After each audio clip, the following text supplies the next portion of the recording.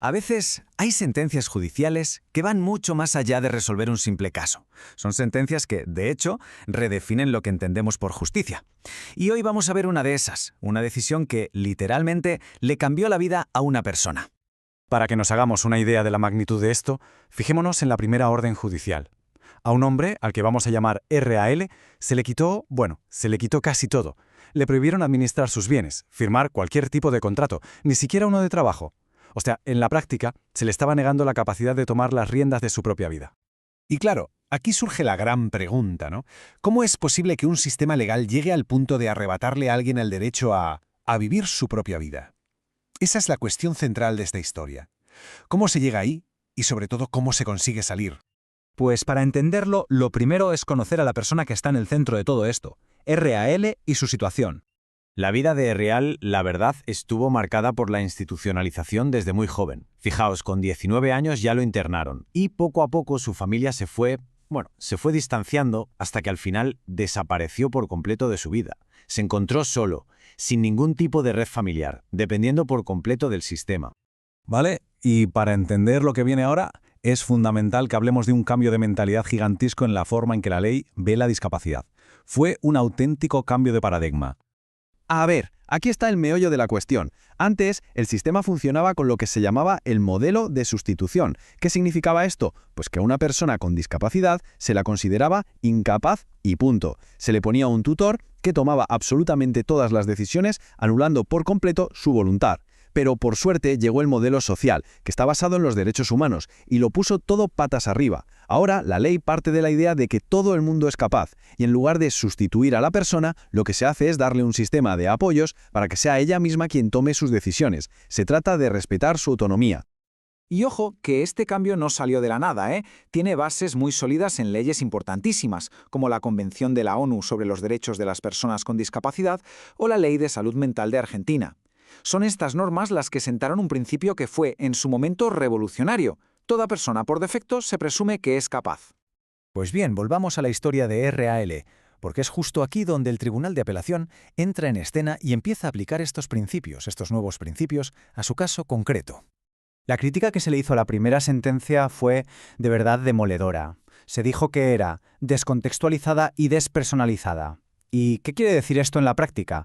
Pues que era una sentencia que ignoraba por completo quién era RA, cómo era su vida real, qué cosas sabía hacer, todo el progreso que había hecho. Era básicamente una especie de plantilla legal aplicada sin mirar a la persona que había detrás. El Tribunal de Apelación fue desmontando la sentencia anterior punto por punto, con una lógica aplastante. Lo primero que dijo fue, oiga, esta sentencia no está bien justificada. Había informes que demostraban que RAL había mejorado un montón, pero la jueza simplemente los pasó por alto. Segundo, se había violado el principio de excepcionalidad, o sea, las restricciones tienen que ser el último recurso, la excepción, y aquí se habían aplicado como la norma general. Y tercero, y esto es clave, la sentencia no iba en beneficio de la persona. ¿Por qué? Porque en lugar de ayudarle a ser más autónomo, lo que hacía era aplastarlo. Pensemos un segundo en esto. Una de las prohibiciones más bestias que le impusieron fue sobre el trabajo. Se le prohibió, de forma tajante, firmar cualquier tipo de contrato laboral. Y aquí es donde vemos el contraste más brutal. Mientras la ley le decía que no podía trabajar, ¿qué estaba haciendo RAL? Pues no estaba parado ni mucho menos. Iba a talleres, hacía jardinería, se iba al cine. Su vida era activa y demostraba unas capacidades que la sentencia, sencillamente, no estaba viendo. Así que, lógicamente, el Tribunal de Apelación hizo lo que tenía que hacer, anular esa prohibición. Reconoció que el trabajo es mucho más que un simple contrato, es un derecho humano básico, y además es una herramienta clave para la inclusión social. Quitarle esa posibilidad era, en definitiva, cerrarle la puerta a cualquier oportunidad de integrarse en la comunidad. Vale, ahora vamos a lo práctico. ¿Cómo se tradujo todo este cambio de filosofía en el día a día de RAL? ¿Qué impacto real tuvo esta nueva sentencia en su vida? Este número. El 50%. Una cifra que, como vamos a ver, supuso un cambio radical en su autonomía financiera. Esto es lo que significaba ese 50%. El tribunal dijo, RAL puede administrar libremente la mitad de su pensión. Para cualquier gasto que superase esa cantidad, entonces sí necesitaría la ayuda de sus apoyos. Esto es, precisamente, una sentencia a medida. Un equilibrio perfecto entre darle libertad y a la vez protegerle. Todo ajustado a su situación real. Y aquí llegamos al concepto clave de todo este nuevo modelo, los apoyos. Ojo, que no es un tutor que decide por la persona, es un sistema, una red, cuya única función es ayudar a comprender las cosas, a comunicar lo que quiere y a expresar la propia voluntad para poder ejercer los derechos. En el caso de Real, como no tenía familia, su red de apoyos fue el propio equipo de profesionales que ya trabajaba con él. Hablamos de terapeutas, trabajadores sociales. Todos ellos se convirtieron en ese sistema que le estaba ayudando a salir adelante. Y esto es algo que la sentencia destaca de una forma brillante. El tribunal llega a decir que el progreso de RAL tenía una doble fuente. Por un lado, el trabajo espectacular del equipo de profesionales, y por otro, los propios recursos internos, el potencial del propio RAL. Es decir, el sistema de apoyo no es que creara de la nada su capacidad, lo que hizo fue crear las condiciones para que esa capacidad que ya tenía pudiera florecer. Bueno, y para ir terminando, vamos a reflexionar sobre por qué este caso en particular se considera un antes y un después, porque es una decisión con implicaciones que van muchísimo más allá de la vida de una sola persona. Los propios expertos en derecho la describen así, como una sentencia emblemática.